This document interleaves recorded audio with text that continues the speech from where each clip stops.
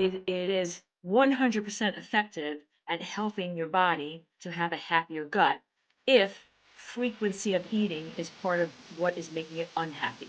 Hi, welcome to the Judy Terrell Show, where I explore topics intended to optimize every body 50, 60, 70, and above. Are you over 50 and suffering from irritable bowel syndrome symptoms such as distension and bloating, pain, cramping, constipation, diarrhea, in general malaise in your digestive system, and noticing that it's very difficult for you to lose or manage your weight? Then if that is you, then you are in the right place, because you are now joining me on my final installment. It's a 6-part series on what I've entitled my series of my guidebook on how to achieve a happy gut. So welcome, everybody. As I said, this is number 6 in a 6-part series. So if you haven't listened to the first 5 after you're done with this one, go back and find them, because this is a 6-part series designed for you to choose and integrate all 6 parts to make your gut as happy as possible. But each one does have its own merit, and each one may be a key piece in your gut health and your gut happiness. So this last one is what I am entitling Rest and Rejuvenation and Repair for Your Gut. All right. So the scenario is that once in our culture right now, 21st century America, we are eating more frequently and than ever before in human history, and we're eating almost like around the clock.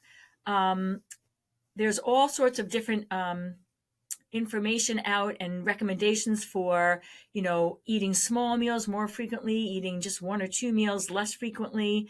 But many of us, despite our meals, are actually snacking and taking bites and licks and tastes. And so what is happening to us as a culture is that our digestive systems are running hot all the time. There's very little time that they are actually not having food brought into it and having to do the work of the digestion.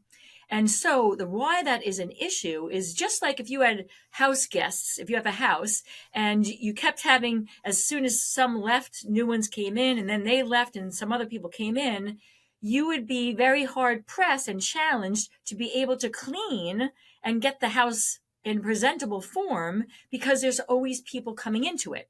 So similarly, the theory is our digestive systems now, in the way we're eating and the fact that we have food available to us 24/7, take a bite of this, a candy out of someone's candy bowl at work, a handful of crackers as you walk through the kitchen, even though you just had lunch an hour ago.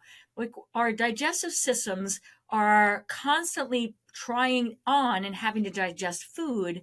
And in doing so, it gets behind on the upkeep of the actual system.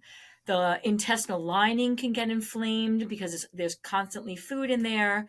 There's a breakdown of the gut barrier, the mucosal membrane, that keeps things that shouldn't get into the inner cavity of our body from getting in there. And there's a disruption and a dysbiosis of the natural organisms that live in our colon. And so for those 3 reasons, eating frequently and not having enough rest time for our digestive system can lead to bloating, distension, gas, and all the symptoms that I mentioned at the beginning of this episode. So if that is ringing true for you, then this concept of giving the digestive system time to rest would be yield positive results if your digestive system just doesn't have the time to catch up with the workload. And if you're over 50, our digestive systems are just older and less proficient. And so even more so than when we were younger, need a little bit more time in between eating so that it can actually catch up with the workload. All right, so now enter the solution to this, or the tool that I'm offering in this video, is fasting. And of course, there's all different ways to do it. And I'm going to give you 2 types. The first way of doing it would be what's called time fasting. And this is the most common for intermittent fasting, which is very in vogue right now for weight loss. I'm not necessarily suggesting it in this video for weight loss, although it might yield that. Suggesting it for a tool for you to have on hand to make your gut happier, so make it healthier and to have less symptoms. Hi, everybody. I wanted to interrupt this podcast because I want to give you something. Your Second 50.life is my virtual platform that is designed for both men and women over 50 and 60, 70, and 80. And it includes pre-recorded video information on exercise and how to do it, whether you're fit and in good health, or if you have bad knees, bad shoulders, a bad back, whatever. It includes information on how to eat for weight management and how to eat for health management. It includes information on the psychology of aging and what do we need to do in our heads, because let's face it, this aging thing is not for the faint of heart. So your Second 50.life is a virtual platform of resources that you can access at your own leisure, but it also includes 2 times a month live video coaching with me so that you can bring your own individual questions and get individual coaching, as well as have access to all the information on the pre-recorded videos. So please check it out, because we're all in this together and we got this if we work as a team. All right, everybody, back to the show. Thanks. So timed restricted eating is commonly done where there's a 16-hour window where you're deciding to not eat, and then there's only an 8-hour window where you are going to actually eat. Most commonly, this is like stop eating at like 6 o'clock at night or 8 o'clock at night in that window, and then not eat again for 16 hours. So if you stop at 6 o'clock at night after dinner, you wouldn't again eat until 12 noon the next day. Or that would be 16 hours. Some people do 12 hours. So 12 to be 6 o'clock the next morning. But the point being, you're trying to take an extended period of time where you're not taking in anything. And the reason why that's desirable for gut health is because now it gives your body time, your digestive system time, to catch up with the work of digestion and then tidy up. Make sure the mucous membrane that's in the lining is up to speed, cleaning out any inflammation that might be in there, that it can now pay attention to that instead of digesting food. So the time restricted fasting is a very common and relatively easy way to get your digestive system some time to rest, restore, and repair. The second way of doing this would be what's called 5-2 day fasting, where you're literally eating 5 days and then fasting, taking in nothing but water for anywhere from 24 to 48 hours.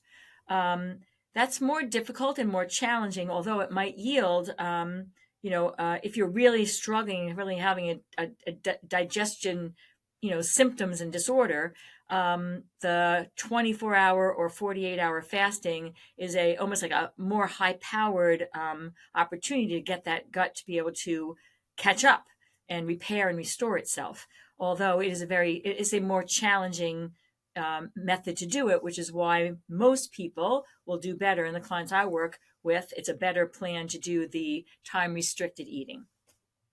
Both of them, though, the point of doing it is to allow the digestive system time to catch up, to repair itself, rebuild itself.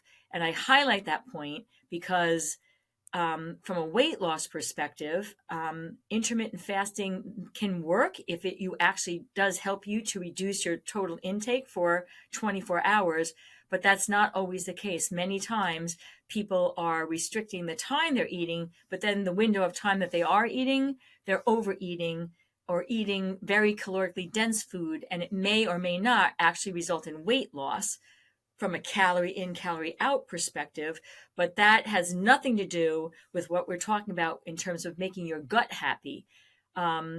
Weight loss or not, the method of either time restricted eating or a 1 or 2 day fast on like a monthly basis, for instance, some sort of cyclical programming for that, it is 100% effective at helping your body to have a happier gut if frequency of eating is part of what is making it unhappy. So that is my final tip in my guidebook of 6 episodes.